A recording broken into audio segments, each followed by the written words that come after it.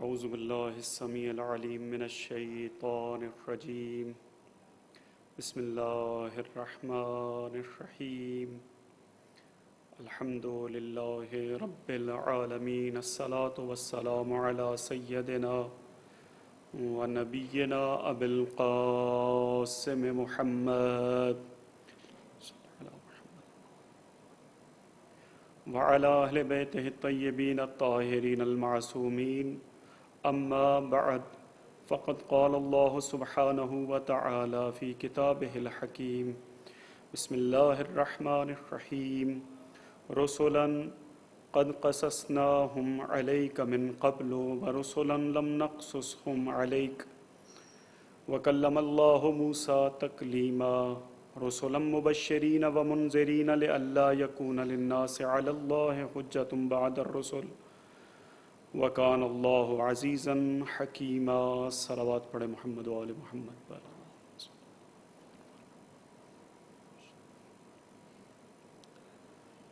خداوند متعال کے ممنون احسان ہیں جس نے ہمیں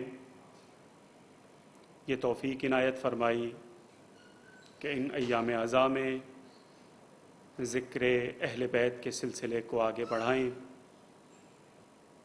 اور گفتگو کی ابتدا ہی میں آغاز ہی میں خداوند متعال کی بارگاہ میں یہ دعا ضرور کریں گے کہ پروردگار اس ذکر کو وسعت دینے میں، اس ذکر کو پھیلانے میں، اس ذکر کو مومنین کی سماعتوں تک پہنچانے میں وہ تمام ذمہ دار، وہ تمام مسئولین جو اس ادارے سے وابستہ ہیں اور اس ادارے کے دیگر متعلقہ افراد کی توفیقات خیر میں اضافہ فرما. چھٹے پارے کی چند آیات کو سرنامہ کلام قرار دیا جس میں خداوند متعال اپنے حبیب سے فرما رہا ہے کہ ہم نے اے حبیب آپ پر، آپ کے بعد یا آپ سے پہلے نوح پر، نوح کے بعد آنے والے انبیاء پر، حضرت ابراہیم اور ان کے بعد والے انبیاء پر وحی نازل کی، ان سے گفتگو کی، بعض کو کتابیں عطا کی، قرآن مجید کے اندر کچھ انبیاء کا تذکرہ کیا جو آپ کے سامنے بیان کیا، یا جن کا تذکرہ نہیں کیا. یہ سب کے سب انبیاء، یہ سب کے سب رسول حجت ہیں اللہ کی، ایسی حجت کہ جن کے ہونے کی وجہ سے انسان اللہ پر حجت قائم نہ کر سکیں، اس لیے کہ اللہ عزیز ہے، ناقابل شکست ہے. یہ ان آیتوں کا لب لباب ہے جس میں خداوند متعال فرما رہا ہے کہ دیکھو یہ تمام کے تمام رسول کس لیے بھیجے ہیں، بشیر بھی ہیں، نذیر بھی ہیں، رسلا مبشرین و منذرین لئلا یکون للناس علی اللہ حجہ، لوگوں کی طرف سے اللہ پر کوئی حجت باقی نہ رہے. اور خود ان انبیاء کا وجود، ان رسولوں کا وجود اس بات کی دلیل ہے کہ یہ اللہ کی حجت ہیں، یہ اللہ کی جانب سے لوگوں پر حجت ہیں کہ ہم نے سب کچھ بتا دیا تمہیں، ہم نے تمہیں ڈرا بھی دیا، ہم نے تمہیں بشارتیں بھی دے دیں تاکہ تم اس کی تعلیمات پر عمل کر سکو. بس خداوند متعال یہ چاہتا ہے کہ اس کی حجتیں قیامت تک آنے والے لوگوں پر برقرار رہیں. اب چونکہ اللہ کی یہ خواہش ہے، اللہ کا یہ ارادہ ہے، تو اللہ کی ذمہ داری بھی یہ ہے کہ وہ اپنے ہادیوں کا، اپنی جانب سے ہدایت دینے والوں کا تعارف بھی کروائے. یہ خداوند متعال کی ذمہ داری ہے. اور اگر خداوند متعال تمام انبیاء، تمام ہدایت دینے والوں کے نام گنوانا شروع کر دے قیامت تک کے لیے، تو اس کا نتیجہ یہ ہوگا کہ شاید ایک طویل سلسلہ کتب تدوین پائے. یعنی بہت ساری کتابیں تدوین کرنی پڑیں گی کہ فلاں مسئلے کے اندر ایسے ہدایت لیں، فلاں مسئلے کے اندر ایسے ہدایت لیں.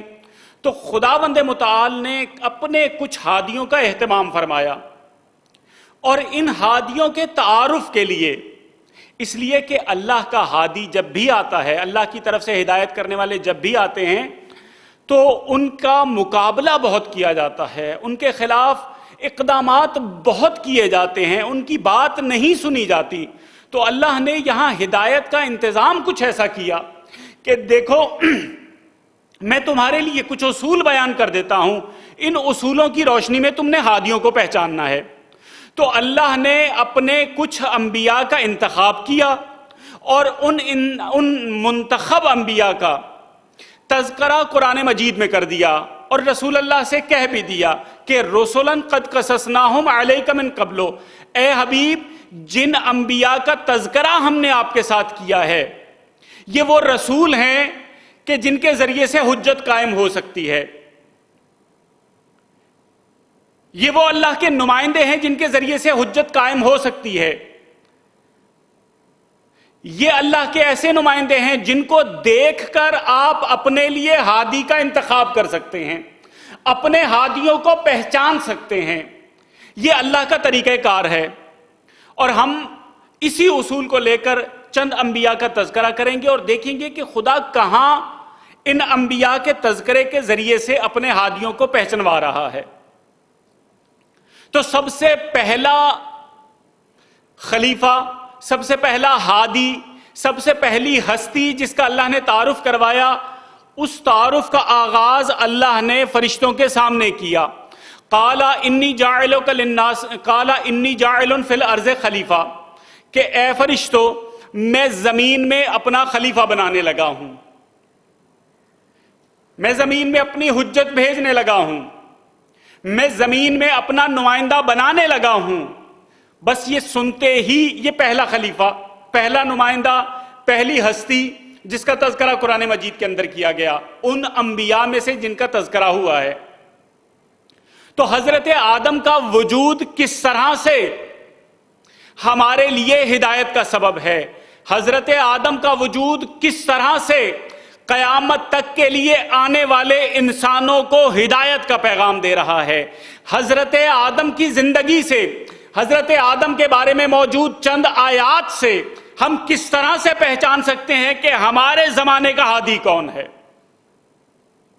تو خدا نے اعلان کیا انی جاعل فی الارض خلیفہ، دیکھو میں زمین میں اپنا خلیفہ بنانے والا ہوں. اور یہ اللہ کا خلیفہ ہے، اللہ کا نمائندہ ہے، اللہ کا جانشین ہے. اتنی بڑی پوسٹ تھی، اتنا بڑا منصب تھا، اتنا بڑا عہدہ تھا کہ خداوند متعال کی بارگاہ میں رہنے والے فرشتے جو مقربان درگاہ الہی ہیں، جو اللہ کے قریبی ترین فرشتے ہیں، وہ بھی یہ اعلان سن کر بے اختیار کہہ اٹھتے ہیں اتجعل فیہا من یفسد فیہا، پروردگارہ تو اپنا نمائندہ بنا رہا ہے، اور بنا بھی کس کو رہا ہے کہ جو زمین کے اندر فساد کرے گا، جو زمین میں خون ریزی برپا کرے گا. اس کو جو تو نے خلق کیا ہے، اس کا مزاج ایسا ہے پروردگارہ، تو اس کو اپنا خلیفہ بنا رہا ہے. ہم تیرے مقربان بارگاہ بندے ہیں، ہم تیرے ملک ہیں. ہماری خصوصیت کیا ہے؟ ہماری خصوصیت یہ ہے نسبح بحمدک، پروردگارہ ہم تیری تسبیح کرتے ہیں، ہم تیری حمد کرتے ہیں، ہم تیری تقدیس کرتے ہیں. یعنی گویا فرشتے یہ بتا رہے ہیں اس اعلان کو سنتے ہی کہ پروردگارہ تو آدم کو نہ بنا، تو ہمیں اپنا خلیفہ بنا، تو ہمیں اپنا جانشین بنا، تو ہمیں اپنا نمائندہ بنا. تو جیسے ہی اللہ نے اپنے نمائندے کو پیش کیا، اس کے مقابلے میں فرشتے آ گئے کہ پروردگارہ ہم بھی ہیں. تو خداوند متعال نے ان کی کسی بات کا انکار نہیں کیا. خدا نے یہ نہیں کہا کہ ہاں یہ آدم فساد، یہ آدم یا آدم کی نسل زمین میں فساد نہیں کرے گی. خدا نے ہرگز یہ نہیں کہا کہ یہ اور اس کی نسل زمین میں خون ریزی نہیں کرے گی. بلکہ خدا نے ایک فیصلہ کیا، اور وہی فیصلہ حقیقی خلیفہ کی پہچان کا ذریعہ ہے۔ خدا نے کہا انی اعلم ما لا تعلمون، دیکھو جو میں جانتا ہوں، جو میں سمجھتا ہوں، وہ تم نہیں جانتے۔ یہ خدا نے فیصلہ کر دیا۔ دو امیدوار، ایک خلافت، ایک امیدوار وہ ہے جسے خدا بنا رہا ہے، دوسری جانب اللہ کی معصوم مخلوق ہے جو انسان کی خلقت کو، آدم کی خلقت کو دیکھ کر یہ دعویٰ کر رہے ہیں کہ پروردگار یہ زمین کے اندر فساد بھی پھیلائے گا، یہ زمین کے اندر خون ریزی بھی کرے گا، ہم تیرے نیک بندے ہیں، ہم تیری بہترین مخلوق ہیں، ہم تیری تسبیح و تقدیس کرتے ہیں، بار الہ ہمیں بنا دے۔ یہ دوسرا امیدوار آ گیا خلافت الہیہ کا۔ ایک امیدوار اور بھی موجود ہے، لیکن وہ مقابلے کی ابتدا ہی سے خارج ہو گیا، جسے شیطان کہا جاتا ہے، جسے ابلیس کہا جاتا ہے۔ کیوں؟ اس لیے کہ اس نے اپنے آپ کو برتر کہا۔ فرشتوں نے اپنے آپ کو برتر نہیں کہا، فرشتوں نے کسی مخلوق کے اعلیٰ و ارفع ہونے کا تذکرہ نہیں کیا۔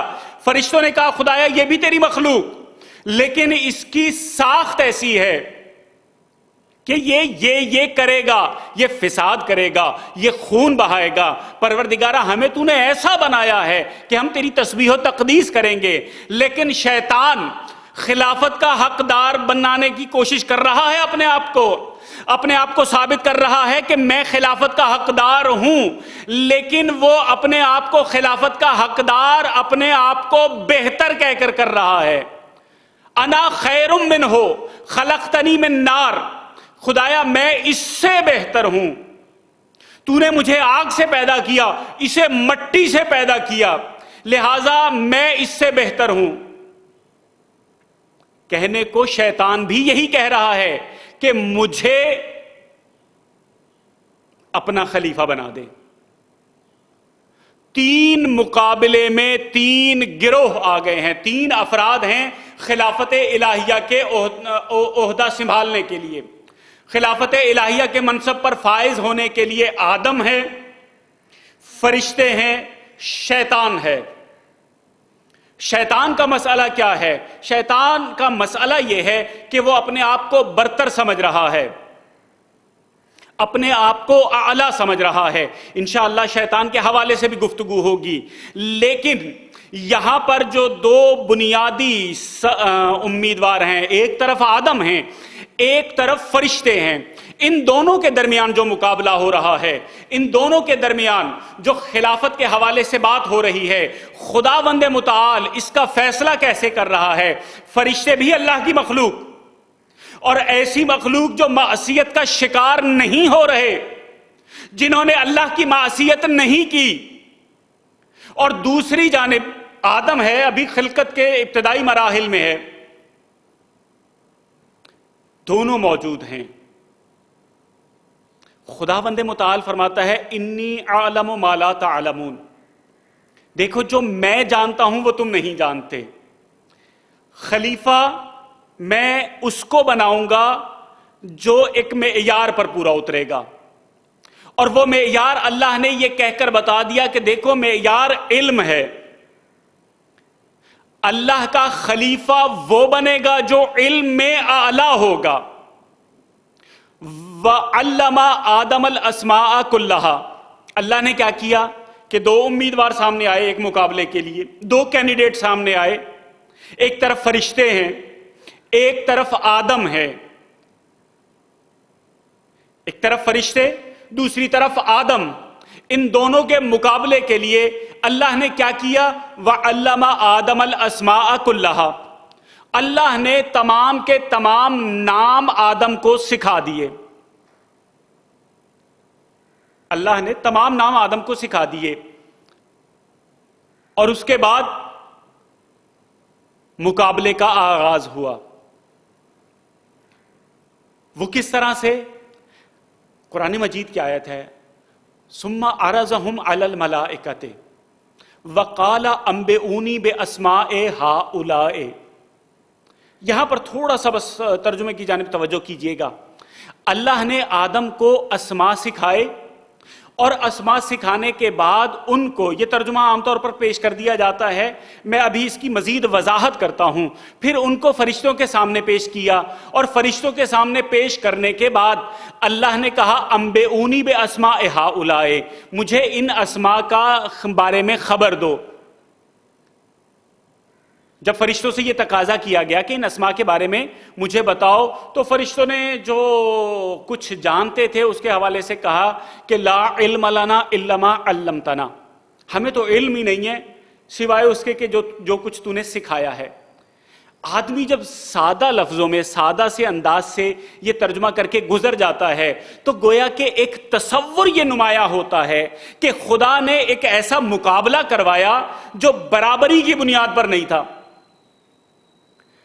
بھائی دونوں، ایک طرف اللہ کا امیدوار ہے، ایک طرف فرشتے ہیں. اللہ کا امیدوار حضرت آدم، خلافت الہیہ کا امیدوار. دوسری طرف فرشتے، اللہ کی مخلوق، معصوم مخلوق، جنہوں نے کبھی معصیت نہیں کی، جنہوں نے کبھی کوئی گناہ نہیں کیا، جو عقل قل ہیں. دونوں مقابلے پر موجود ہیں. اب مجھے یہ بتائیں کہ آیت کی روشنی میں اگر علامہ آدم الاسماء کلہا، اللہ نے آدم کو تمام کے تمام نام سکھا دیے اور نام سکھانے کے بعد فرشتوں سے کہا انبئونی باسماء ہؤلاء، بار الہا تو جو یہ فرشتوں سے تقاضا کر رہا ہے کہ مجھے ان ناموں کے بارے میں بتاؤ، تو فرشتے کیسے بتا سکتے ہیں؟ نام تو نے آدم کو سکھائے، تقاضا فرشتوں سے کر رہا ہے. نام آدم کو سکھائے ہیں، فرشتوں سے تقاضا کیا جا رہا ہے کہ تم ان ناموں کے بارے میں خبر دو. تو فرشتے بظاہر یہ کہتے ہوئے نظر آ رہے ہیں کہ لا علم لنا الا ما علمتنا، ہمیں تو اس کا علم ہی نہیں ہے جتنا تو نے سکھایا ہے. لیکن حقیقت یہ ہے، اس آیت کو ایک مرتبہ پھر سے ذرا توجہ کیجئے گا. علما وعلم آدم الاسماء کلہا، ہوا کیا ہے؟ اللہ اگر مقابلہ کروائے گا تو اللہ برابری کی بنیاد پر کروائے گا. فرشتے وہ ہیں کہ جو صدیوں سے، ہزاروں لاکھوں سال سے رہ رہے ہیں، جب سے ان کی خلقت ہوئی ہے وہ عرش کے قریب رہ رہے ہیں، جنت و جہنم کے قریب رہ رہے ہیں. انہوں نے عرش کے ستونوں پر لکھے ہوئے نام دیکھے ہیں، انہوں نے جنت کے دروازوں پر لکھے ہوئے کچھ نام دیکھے ہیں، انہوں نے جگہ جگہ کچھ ہستیوں کے نام لکھے ہوئے دیکھے ہیں. فرشتوں کو ان ناموں کا علم ہے، فرشتے جانتے ہیں. لیکن اللہ نے اب جو آدم کو خلق کیا ہے تو آدم تو ان ناموں سے آشنا نہیں ہے. آدم کا پتلا تو ابھی عرش الہی کے ستون نہیں دیکھ پایا ہے، آدم نے تو ابھی جنت کے تمام دروازے نہیں دیکھے ہیں، آدم نے تو کہیں پرواز نہیں کی. ایسے اس میں فرشتے سب کے سب نام جانتے تھے، فرشتے ان ناموں سے آشنا تھے. آدم آشنا نہیں تھا، آدم نہیں جانتے تھے کہ یہ کن کے نام ہیں. علما آدم الاسماء کلہا، اللہ نے کیا کیا کہ اس کلاس کو کہ جو جانتی تھی اس کلاس کے مقابلے پر لے کر آ گیا جو نہیں جانتی تھی. آدم کو بھی سکھایا گیا. علما آدم الاسماء کلہا، اللہ نے وہ نام جو عرش پر لکھے ہوئے تھے، جو جنت کے دروازوں پر لکھے ہوئے تھے، جو جگہ جگہ اللہ کی آیات پر لکھے ہوئے تھے، وہ آدم کو بھی سکھائے. جب دونوں کو نام سکھا دیے گئے، دونوں برابر ہو گئے. فرشتوں کو بھی ناموں کا علم، آدم کو بھی ناموں کا علم. جب دونوں برابر ہو گئے تو اس کے بعد آیت کی طرف دیکھیے گا ثم عرضہم علی الملائکۃ، اس کے بعد اللہ نے عرضہم، اللہ نے، یہ ہم کی ضمیر عربی کے اندر ان سب افراد یا ان سب مردوں کے لیے استعمال ہوتی ہے، یعنی ایسی شخصیات جن میں عقل ہو. انسانوں کے لیے ہم کی ضمیر استعمال کی جاتی ہے. اسماء کے لیے، غیر معقول چیزوں کے لیے، اشیاء کے لیے ہم کا لفظ استعمال نہیں ہوتا۔ اس آیت کے اندر خداوند متعال فرما رہا ہے ثم عرضہم، دونوں کو ناموں کا پتہ دے دیا گیا ہے، لیکن کیا کیا اللہ تعالیٰ نے؟ ثم عرضہم علی الملائکۃ، اللہ پھر کچھ ہستیاں لے کر آ گیا اور ملائکہ کے سامنے وہ ہستیاں لانے کے بعد کہا کہ تم نے یہ نام سارے پڑھے ہوئے ہیں، تم یہ سارے نام جانتے ہو، اگر تم یہ سارے نام جانتے ہو انبئونی باسماء ہؤلاء، یہ جو شخصیات میں تمہارے سامنے لے کر آیا ہوں ان کے ناموں کے بارے میں مجھے خبر دو۔ انبئونی باسماء ہؤلاء، اشارہ کیا گیا ہے کہ یہ جو شخصیات ہیں، یہ جو حضرات ہیں، ان کے ناموں کے بارے میں مجھے خبر دو۔ فرشتوں نے نام جانتے تھے، نام ایک ایک کا پڑھا ہوا تھا، ان ستونِ عرش پر نام پڑھے ہوئے تھے، جنت کے دروازوں پر نام پڑھے ہوئے تھے، اپنے پروں پر نام پڑھے ہوئے تھے۔ فرشتوں نے جگہ جگہ یہ نام دیکھے ہوئے تھے، لیکن فرشتے بتا نہیں پائے۔ لیکن آدم کے اندر اللہ نے ایک خصوصیت یہ رکھی تھی کہ یہ اپنے مجہولات کی بنیاد پر، اپنی معلومات کی بنیاد پر مجہولات تک پہنچتا ہے۔ جیسے ہی آدم سے سوال کیا گیا کہ آدم تم بتاؤ، تو آدم نے اپنی معلومات کی بنیاد پر خداوند متعال کی بارگاہ میں بتانا شروع کیا، یا محمودو بحق محمد، یا محمود اے اللہ تو محمود ہے، وہذا محمد یہ محمد ہے، وانت الاعلی تو اعلی ہے، وہذا علی۔ آدم اسی طرح سے پنجہ تنے پاک کے نام بتاتے چلے گئے۔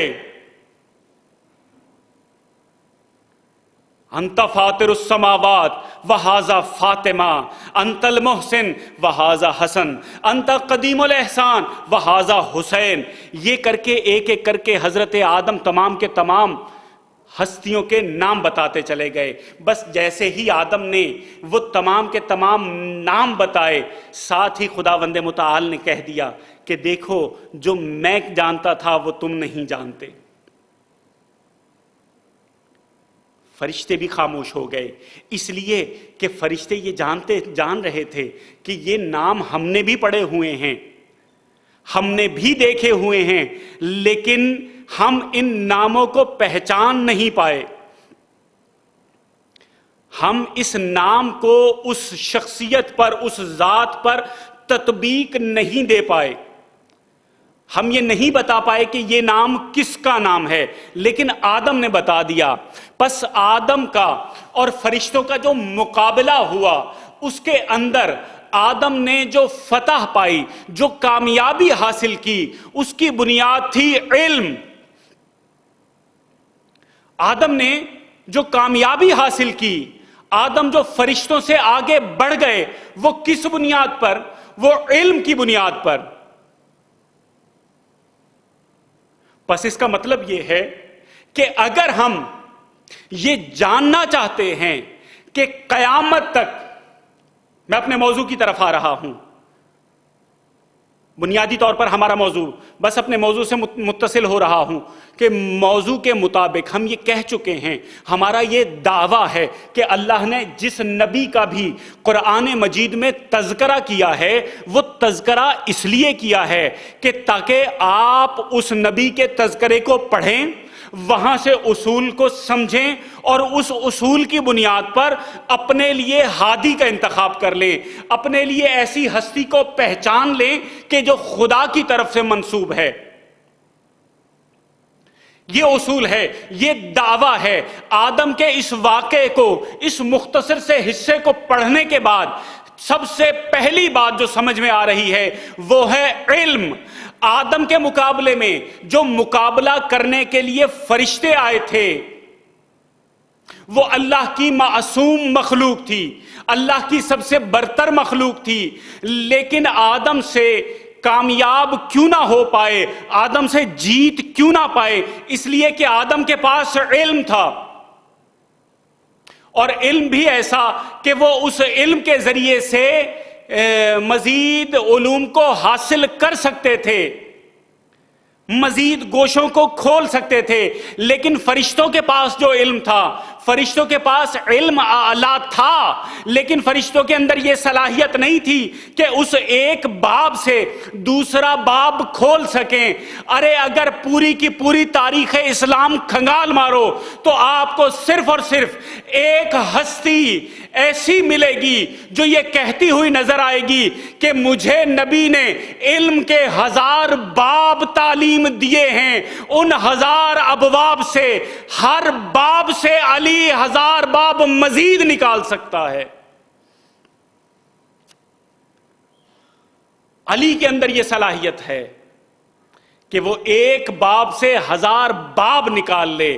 پس یہ یاد رکھنا کہ اگر کائنات کے اندر نبی کا جانشین بننے کی صلاحیت علمی طور پر کسی ہستی میں ہے تو اس کا نام علی ابن ابی طالب ہے۔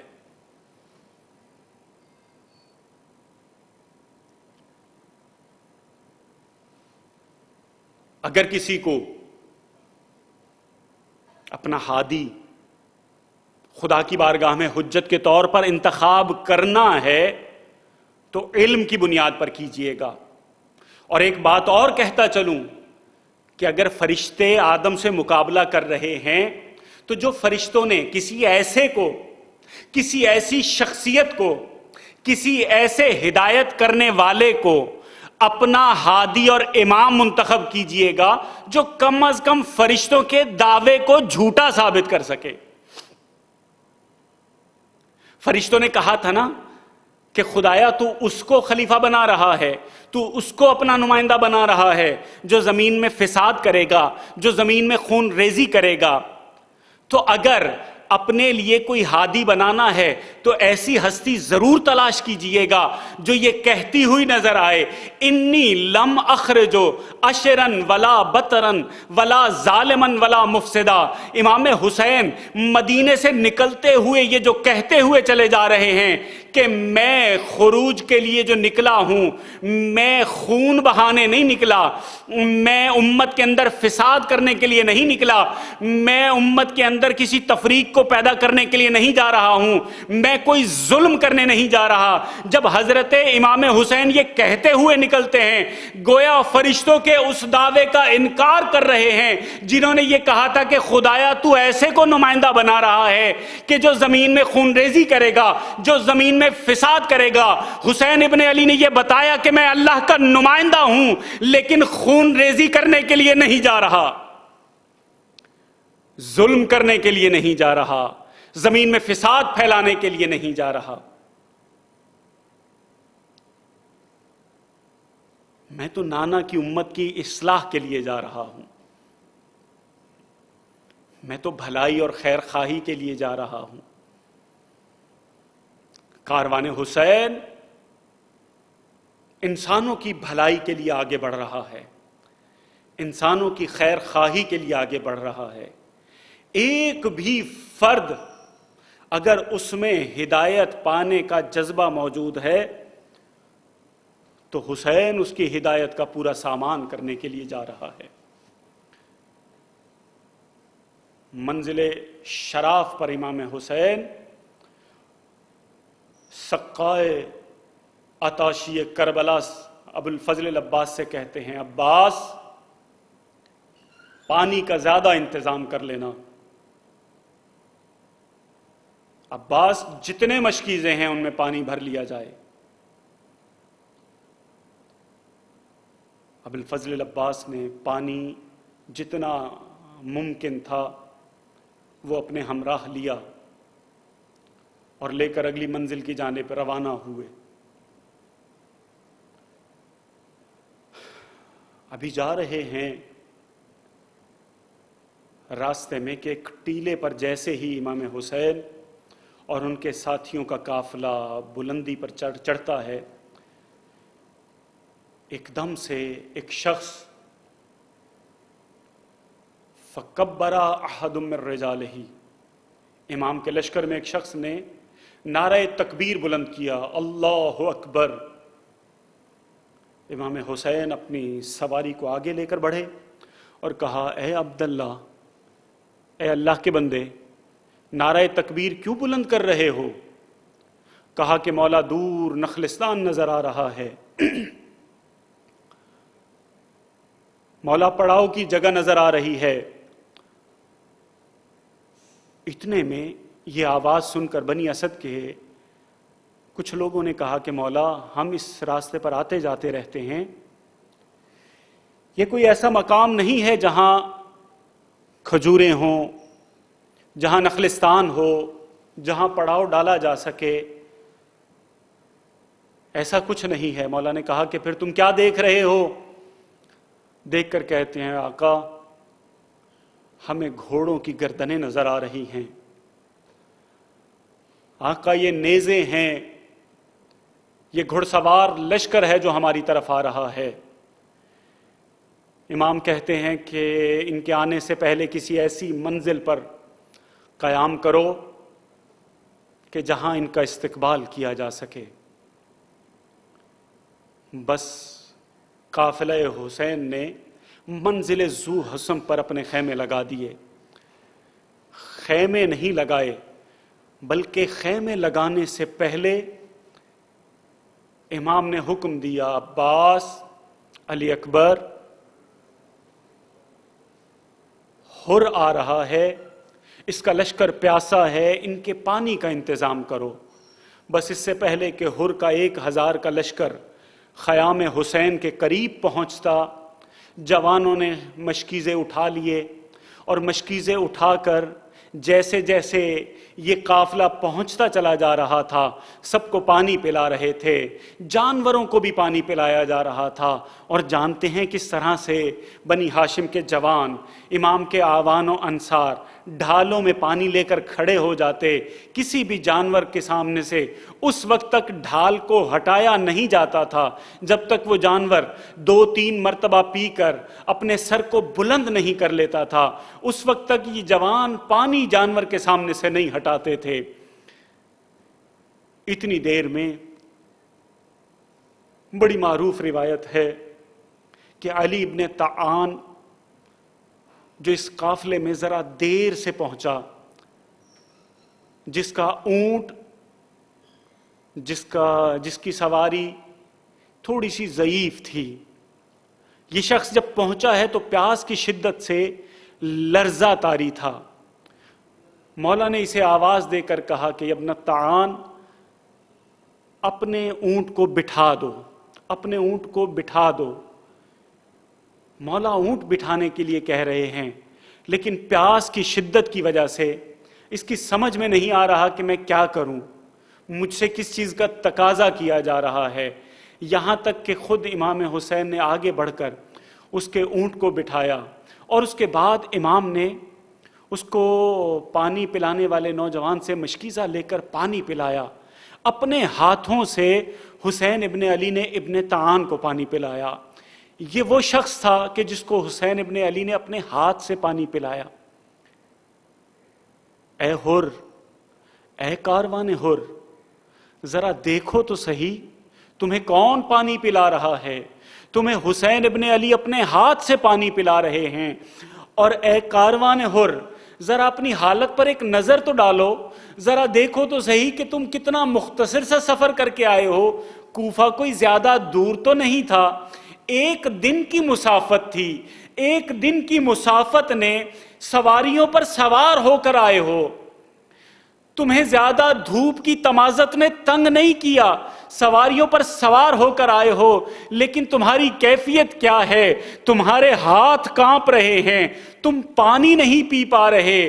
لیکن یہ بات یاد رکھنا، آج جب تمہیں حسین اور حسین کے جوان پانی پلا رہے ہیں تو تم 1 دن کے پیاسے ہو، تم سے پیاس برداشت نہیں ہو رہی، لیکن کل جب خیام حسینی سے العطش العطش کی آواز بلند ہو تو تھوڑا سا پانی چھوٹے چھوٹے سے مشکیزوں میں لے کر ارے خیام حسینی کے قریب رکھ دینا۔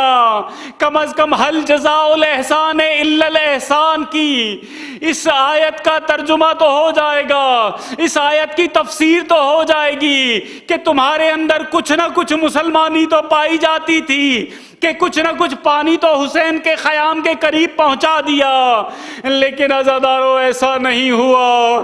اس 1000 کے لشکر میں صرف 3 افراد ایسے نظر آتے ہیں جنہیں یہ غم کھا رہا تھا شب عاشور کہ حسین کے خیموں سے الاتش الاتش کی صدائیں آ رہی ہیں، جن کے حلق سے کھانا نہیں اتر رہا تھا۔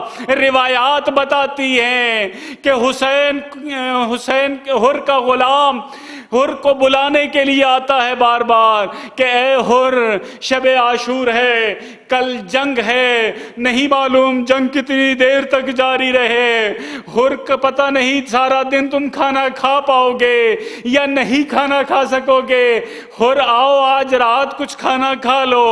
حر دسترخوان لگا دیا گیا ہے، لیکن حر خیمے میں نہیں جا رہا، حر سے برداشت نہیں ہو رہا کہ حر کا بیٹا آتا ہے، بابا جان آپ کھانا کھانے کے لیے کیوں نہیں آ رہے، کل جنگ کا دن ہوگا، کل سارا دن جنگ لڑی جائے گی، ارے حر کیوں نہیں جا رہے۔ حر نے جیسے ہی اپنے بیٹے کی بات سنی، بیٹے کا ہاتھ پکڑا، ہاتھ پکڑ کر خیام حسینی کے قریب لے گئے۔ اب جو خیام حسینی کے قریب لے کر گئے تو بیٹے سے کہتے ہیں اے علی، تم مجھ سے تقاضا کر رہے ہو کہ میں کھانا کھا لوں، میں پانی پی لوں، ارے تمہیں وہ آوازیں آ رہی ہیں جو میں سن رہا ہوں۔ حر کا بیٹا تڑپ کر کہتا ہے بابا جان ہاں، یہ حسین کے خیموں سے بچوں کے رونے کی آوازیں آ رہی ہیں۔ بس حر نے یہ جو بات سنی تو اپنے بیٹے سے کہنے لگا کہ اے علی، تم جانتے ہو چند دن پہلے پیاس کی شدت سے ہماری روح پرواز کرنے والی تھی، ہم موت کے منہ میں جا رہے تھے، کہیں پانی کی کوئی سبیل نہیں تھی، لیکن حسین نے اپنے حصے کا پانی ہمیں پلا کے ہماری زندگی بخشی تھی۔ حر اپنے بیٹے سے پوچھتا ہے کہ کیا تمہاری غیرت گوارا کرتی ہے کہ کوفے کا سب سے زیادہ مہمان نواز شخص حر کیا یہ ممکن ہے کہ وہ بچے کے جن کے حصے کا پانی حر نے پیا ہو وہ بچے پیاسے رہیں، حر اپنے خیمے میں جا کر پانی بھی پی لے، حر اپنے خیمے میں جا کر کھانا بھی کھا لے۔ حر کا بیٹا کہتا ہے کہ بابا پھر کیا ارادہ ہے، بابا پھر کیا کرنا چاہتے ہیں؟ بابا اب میری غیرت بھی اجازت نہیں دیتی کہ میں پانی پیوں۔ بس عزادارو، حر نے فیصلہ کر لیا، میں نے مختصر کر دیے ذکر مصیبت کو۔